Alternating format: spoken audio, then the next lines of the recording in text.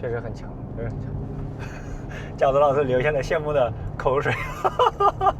底盤和转向精度比 Max 好多少？好很多，好很多。好的，确實，這個車可能更偏向於 FUV 一些。哈嘍，大家好，我是石頭。大家好，我是冷靜的饺子。不容易，又到周末了，又到了我们喜聞樂見的拍車試車環節。那我們今天拍什麼車呢？小米预期 GT。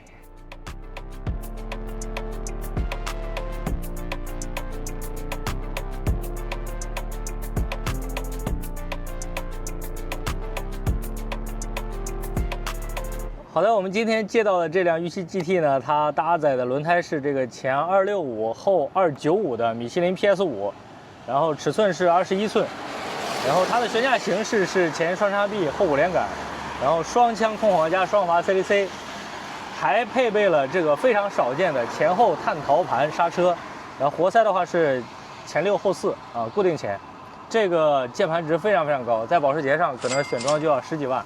OK， 我們還是開起來聊一聊它的動態表現吧。好，上車。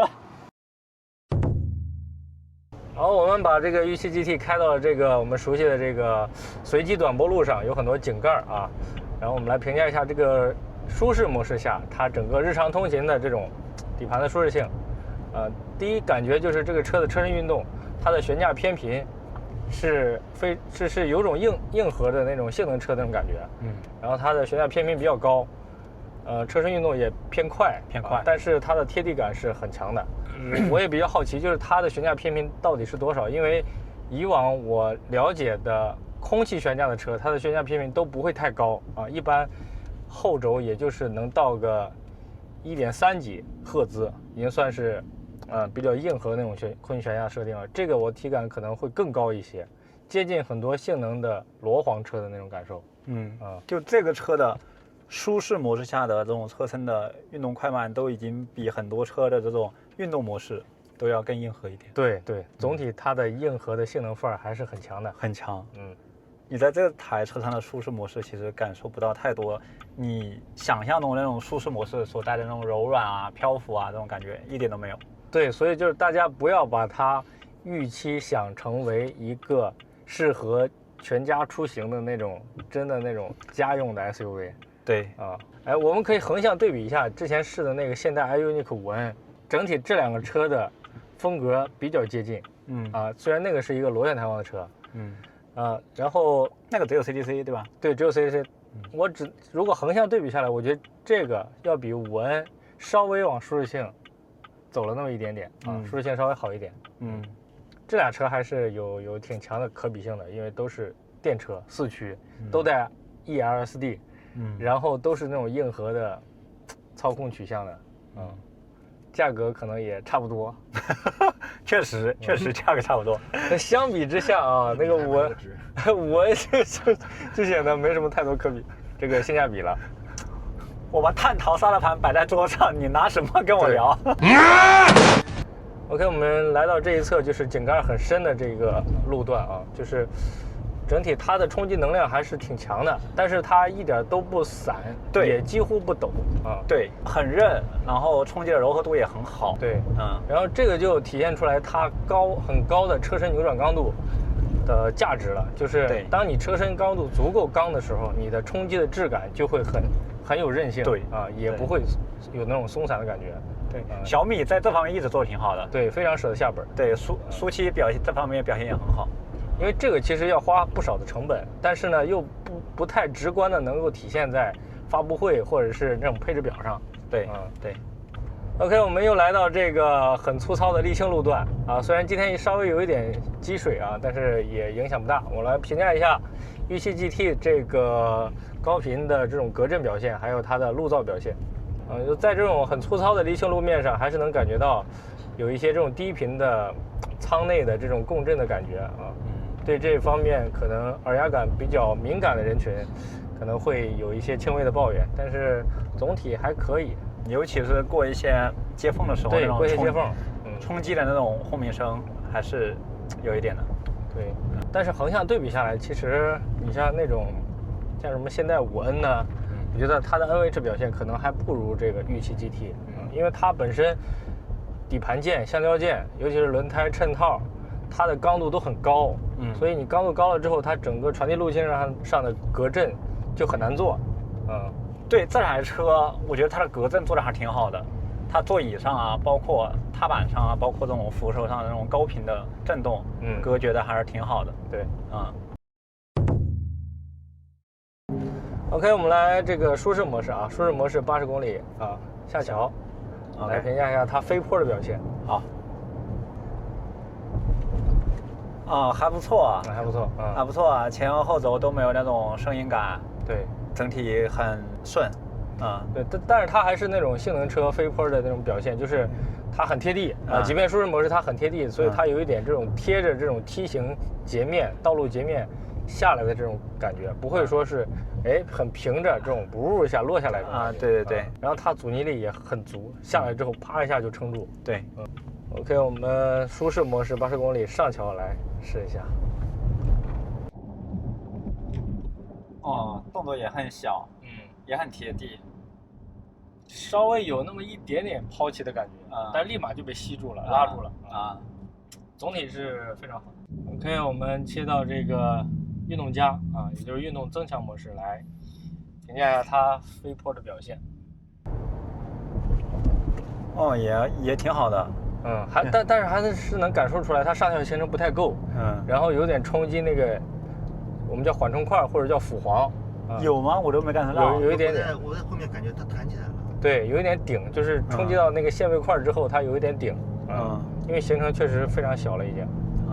我们运动加80上桥，动作真的很小，整个幅度很小，上桥跟之前我們試過很多車都不太一樣，就是這個車無論是前軸上橋還是後軸拋起，它的動作都很小，很貼地。OK， 我們開到一條彎道比較多的路段來評價一下這個Ü7 GT。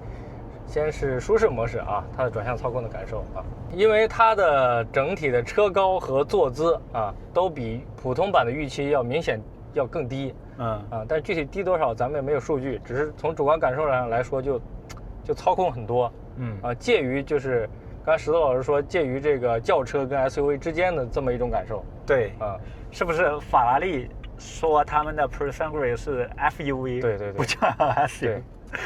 確實，這個車可能更偏向於 FUV 一些。它這個賽道座椅，它的包裹感確實很好。而且它的臀點特地做的比較低，它這一點有點那個現代5文那種感覺，就是它的上翹的比較明顯，臀點比較低。但是5文那個下陷感更強，整個它整個側翼翻上來的那個高度更高，然後把你的屁股、大腿還有軀幹包裹的程度更緊緻一些，更緊緻。但這個也很好啊，也幾乎沒什麼太多槽點。對，而且它還有電動的這種側翼夾緊嘛。它的中位響應並不是那種特別快、特別賊的那種。但是它的響應還是總體來說還是比較快，而且也幾乎沒有太多延遲。這個是通過它高剛度的輪胎和襯套來實現的。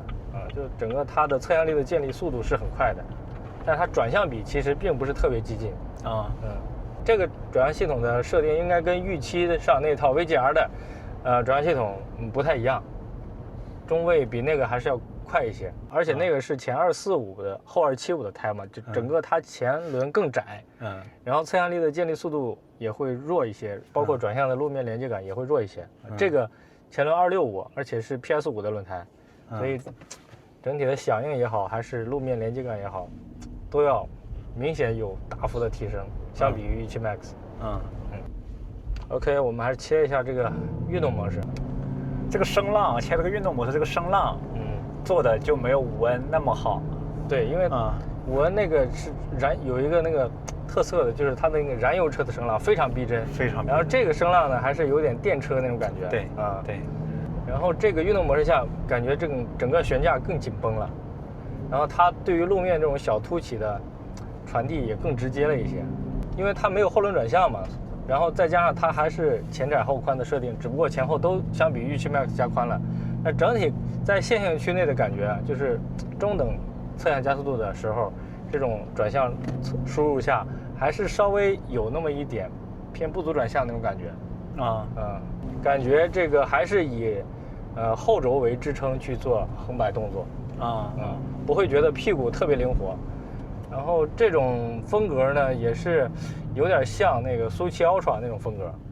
蘇七 Ultra 呢，它這種感受會更明顯一點，就是之前也聊過，就是它後軸的動力非常強悍，導致如果說你把後軸的這個做的跟隨性做得非常好，然後那同時如果在這個過程中你突然給一腳大油門的話，它後軸很容易失穩，很容易甩起來。就是玉溪 GT 還搭載了那個 ELSD， 就是電控限滑差速器，那种多片离合器式的那种。但是呢，在公共道路上，其實即便是下雨天，也不太容易感受到它的存在感。這可能更多的是一些場地內的賽道或者是一些低幅路面，更容易體現它的價值。還有就是漂移，就是它可以讓你漂移的整個的动態更穩定，然後油门更線性更可控一些。OK， 我们来試一下這個運動家。運動家它其實切換的時候就會在那個 PHUD 裡顯示，這個時候運動家模式它的總馬力是1003，1003，然後懸架姿態相比運動又降低了15毫米，所以這個是它最硬核的一個，應該是最硬核的一個狀態了。我這個狀態下，我感覺就是，已經非常接近於轎車性能轎車那種坐姿和感受了。側倾支撐更硬。對這個 ESP 控制的還是挺保守的。我剛來一腳大油門，對，稍微有點滑它就限流了。对，它限流了，並不會允許你太多的屁股的滑動。但是在賽道上可能會稍微明顯一點。就是關於這個碳陶剎車，就之前會總觀點說，這種碳陶剎車在民用車上的使用其實是一個怎麼說呢，沒那麼適合的東西。雖然它很高級，就是因為碳陶它需要一定的工作溫度。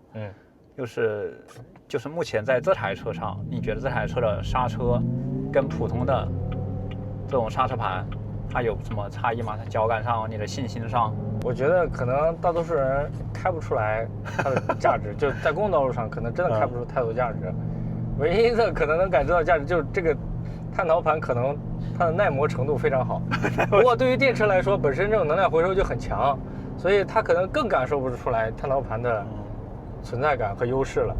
但是這玩意兒從賽道玩家的角度來說是一個非常重要的配置，因為你連續刷圈的話，其實有兩個潛在的衰減點，一個是剎車，一個就是三電系統過熱，電池和電機過熱所以它在賽道大師這個界面下，它一直在給你顯示前後電機的溫度。我剛開的時候，我是覺得這個車的剎車，比如說在尾段或者說行程快踩完的時候，它是有一點點不線性，然後有一點不夠有信心的。是的，我們來做幾個稍微快速的變道。我靠，抓地非常強悍，非常牢，這個偏速非常牢。這個應該是它的那一套偏向抓地操控取向的輪胎，它還可以選一個續航取向的輪胎，可能就沒有這麼抓地了。如果是乾地的話，我靠，我覺得這個胎的抓地會非常恐怖，確實很強，確實很強。餃子老師流下了羨慕的口水。你那個為啥不買？他羨慕不是從消費者的角度去羨慕，他是從開發工程師的角度去羨慕。對，假如說這台車是我開發的，哎呦，那太得勁了。就是你開發這種車，首先這個從主機廠決策層面，他得領導能覺得這種車它對於廠家來說是有價值的。因為對於大多數主機廠來說，開發這種性能車可能是一個不賺錢賠錢的買賣。OK， 我們現在來到一條車速相對高一點的路上，然後試一下這個舒適模式玉溪 GT 舒適模式的高速變道的表現。還是這個側向的支撐很有信心，很有信心。然後響應也很快，幾乎沒有什麼遲滯，而且沒有什麼超調。對。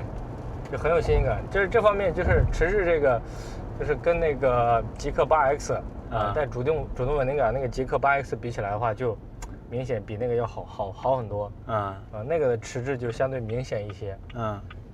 這個就比較硬核，比較性能範兒。那個只是一個，那個只能算一個操控取向的 SUV。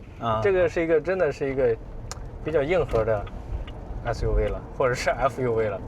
OK， 我们来试一下这个运动增强模式，整体姿态又降了10几毫米，我靠，动力也非常暴躁。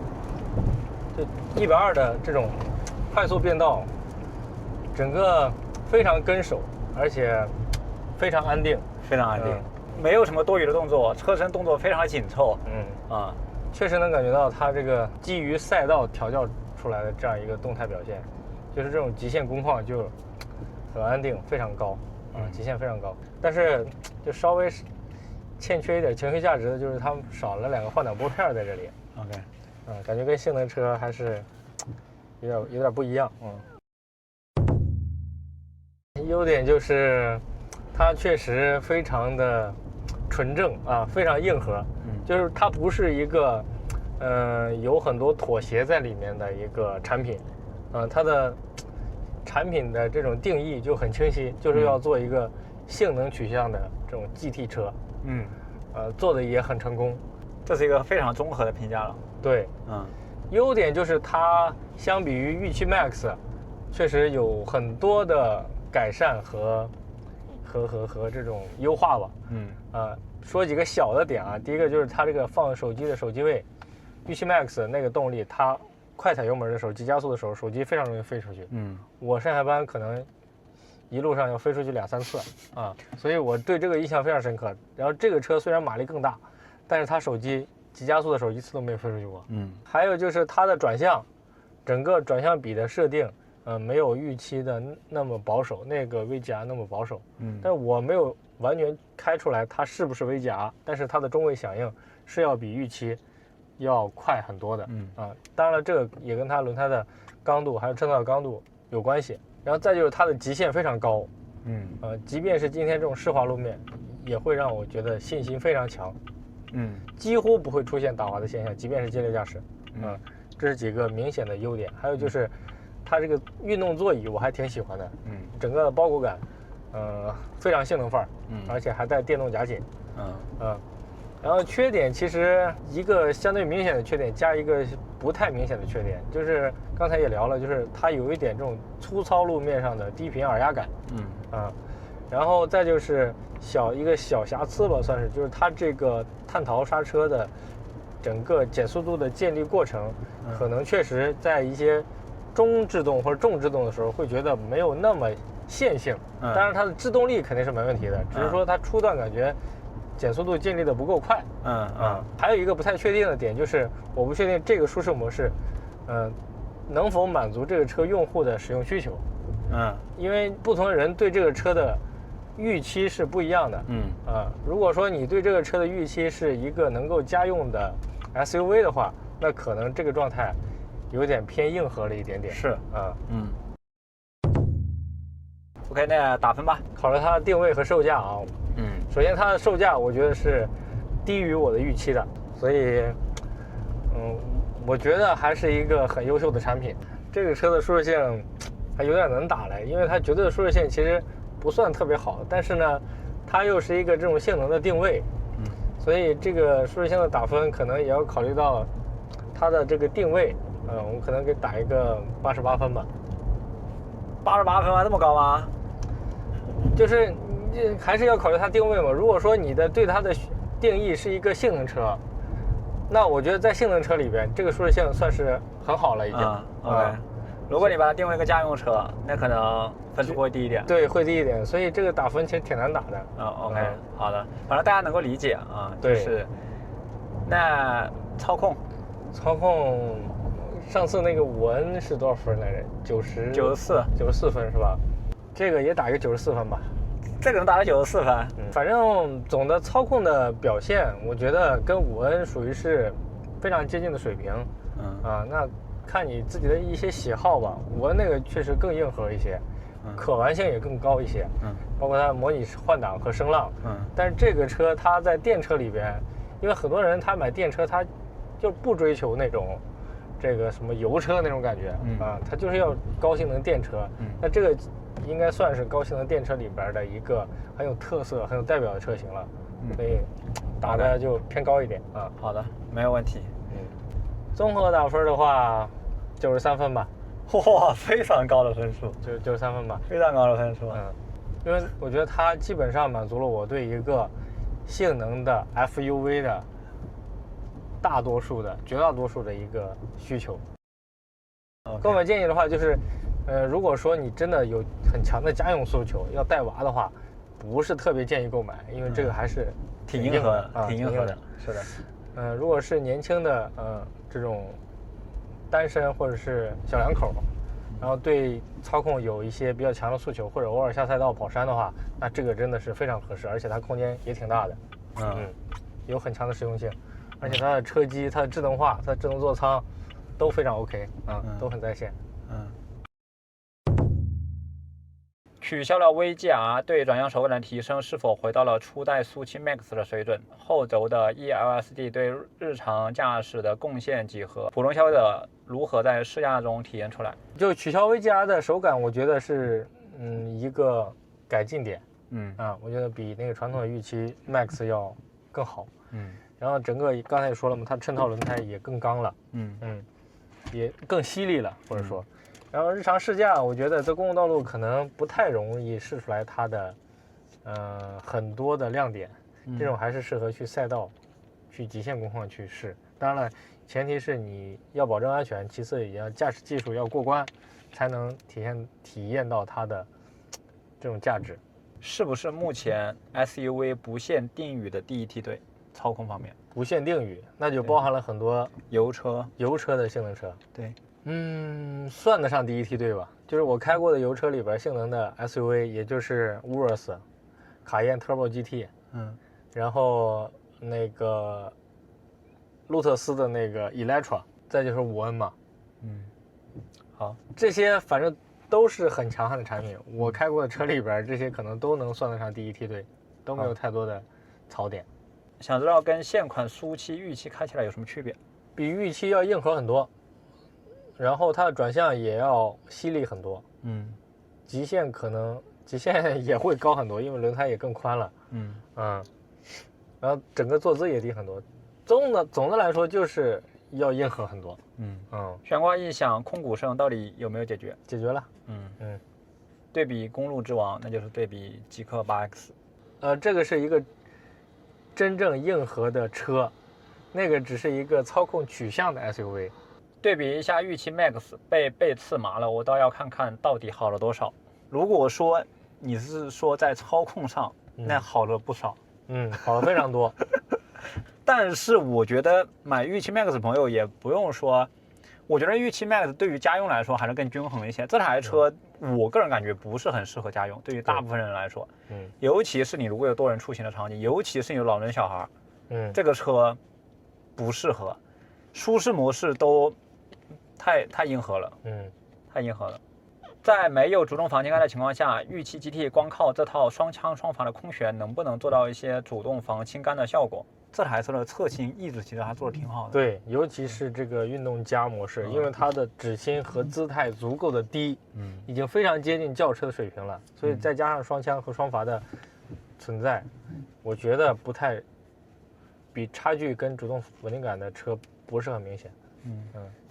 主觀駕駛體驗不看性能極限，大概有保時捷卡宴 Turbo GT 和蓮花夏花 R 加幾成水平？Turbo GT 我在賽道裡開過，那個車整個的坐姿是很高的，所以由坐姿帶來的這種主觀感受，就覺得它是一個正兒八經的一個 SUV。但是這個車因為整個指心也低，坐姿也低，所以它的駕駛感受更像一個稍微高那麼一點的性能轎車，所以整個的體驗感是完全不一樣的。Electra R 加沒開過，我只開過就是普通的雙電機的，普通的那個 Electra， 那個就感覺比這個還要更硬核一些。那個更硬核，整個側傾控制更小，然後輪胎扁平比也非常非常的薄，然後座椅也非常非常的硬，那個可能更硬核一些。我覺得還是這個開起來動態要自然一些。它那個也是帶主動穩定感的是吧？對。預期 GT 火山灰21寸輪毂，碳纖維套件41.79萬，蘇7 Max 綠外黑內選21寸輪毂32.59萬，你覺得這9萬塊錢值嗎？那可能不是特別值。因為你如果日常開的話，可能它的 ELCD 的價值也體現不出來。我覺得日常開其實那個普通的蘇七 Max 就夠了。OK。期待和预期 Max 對比一下轉向手感，特別是阻尼、力矩、建立梯度和回正方面的差異。印象裡 Max 就是輕，阻尼小，回正像拉橡皮筋似的。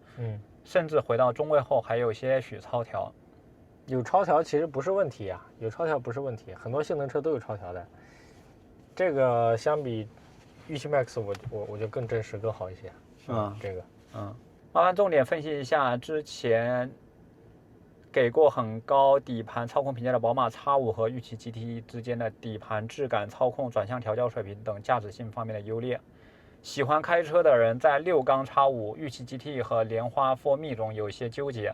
6缸的 X5 一直是我這個新車迷心目中的白月光，如果國產能和 X5 打得有來有往，我就支持國產了。X5那個呢，它畢竟即便是6缸 X5，它也是一個家用 SUV。所以它的舒適性其實還挺好的，舒適性挺好的。你作為一個主力的家用車，沒有任何問題。那這個的話，作為主力家用車，就不太合適了。是這個的風格過於鮮明了一點。對，你覺得對於家用來說，還是優先選 X5？但是6缸 X5跟這個車的價格，它也不是一個級別呀。對，6缸 X5得70多萬吧？對，是吧？是70多萬可能都買不着。這個才。就一半的價格，所以如果不差錢，那你就X5吧，家用。和法拉利 ProSangre 比有何優劣勢？那還是比那個車要舒適很多的，那個車更加硬核，更加硬核。我不知道是我開那台車的車況的問題，還是它設計就是這樣的。反正至少我開那台比這個要更加硬核，那個更不適合家用，那個一個人開還勉強能接受，带家人出行完全不推薦。OK，底盤和轉向精度比 Max 好多少？好很多，好很多。好的，這個月的預期全系推送了一次更新，更新完感覺轉向手感好了很多。網上也有車主反饋，阻尼變大了，虛位小了，轉向指向變準了。那問題是 OTA 還能做到這樣嗎？可以理解為 GT 的調教下放嗎？不可能。對呀，這個轉向這個需要硬件支持的，你的轉向比、輪胎、襯套這些都是沒有辦法 OTA 的，它只能是在 CDC 的這個支撐性、側性的控制，然後轉向手力方面做一些優化。對，或者是它的整車的悬架动態表現差異，給你的轉向帶來一些關聯性。OK， 想讓餃子老師在評價主動、半主動懸掛的時候加一個可調節帶寬的角度。我個人體驗，雖然大家都至少有舒適、標準、運動3種模式，但不同的車的調節帶寬和設定實在是天差地別。不一定帶寬大的就是好，有的車、有的主机廠為了增大不同模式的差異，它可能其實會犧牲很多東西。所以就是這個因車而異。如果說我的傾向還是讓各個模式之間保證它的可用性都夠高，而不是為了讓它拉大差異做很多的犧牲。這是我的一個價值觀。GT 用的隔音材料比 Max 更多，相比於 Max 低頻耳壓感有改善嗎？沒有太多改善。這個低頻耳壓感跟你的隔音材料沒什麼關係啊。你隔音你是隔，比如說一些風噪啊、胎噪這些路噪這些東西。你低頻耳壓感是做艙內你的一些獨特的這種。對，就是大家從低音炮的布置位置也可以看出来，低音的低頻部分很难通過隔音去隔掉的。因為一般低音炮都布置在後備箱，但是你给你这種低音的感觉是很强的。OK， 問題就這些問題。因為這是一期臨時加更的節目，也是昨天晚上剛剛發布的預告。好，今天一天也在下雨。OK， 那非常感謝大家在我們之前的預告裡面提這些問題，也非常感謝大家看到這裡的朋友也不妨幫我們一鍵3連，大家的點讚是我們更新原創節目最大的動力。OK， 那我們這期節目就到這裡，我們下期再見，拜拜，拜拜。